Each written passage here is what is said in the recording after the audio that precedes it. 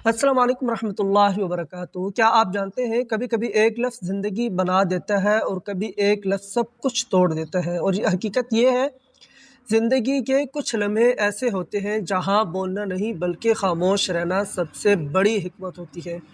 आज मैं आपको बताऊंगा वो 10 मौके जहां खामोशी आपको बचा भी सकती है और आपकी इज्जत बढ़ा भी सकती है। ज़रा गौर से सुनिएगा।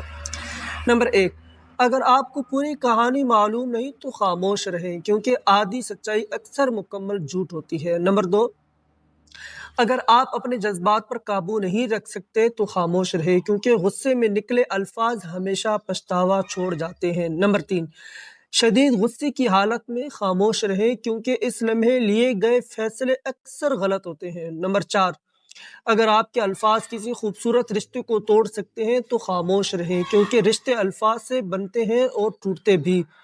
नंबर 5, और अगर आपको किसी मौजू का मुकम्मल इल्म नहीं तो खामोश रहें, क्योंकि बगैर इल्म के बोलना खुद को कमज़ोर साबित करना है।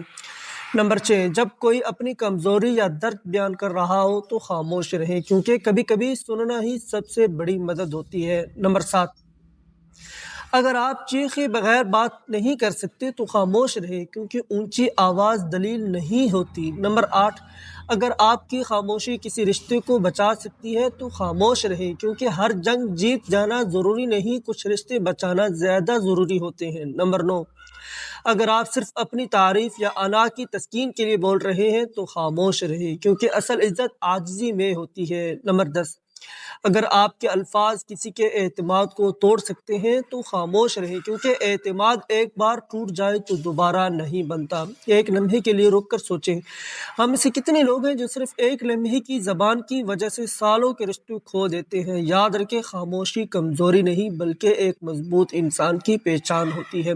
अगली बार जब आपको गुस्सा आए या दिल करे कुछ सख्त कहने का तो एक लम्हे के लिए रुक जाएं, क्योंकि हो सकता है आपकी खामोशी किसी टूटते हुए रिश्ते को बचा ले। मुझे उम्मीद है आज की वीडियो आपको बहुत पसंद आई होगी। अपना और अपने प्यारों का बहुत ज़्यादा ख्याल रखिएगा। मिलते हैं अगली वीडियो में एक नई मौजू के साथ। तब तक के लिए मुझे इजाज़त दीजिए। अस्सलाम वालेकुम।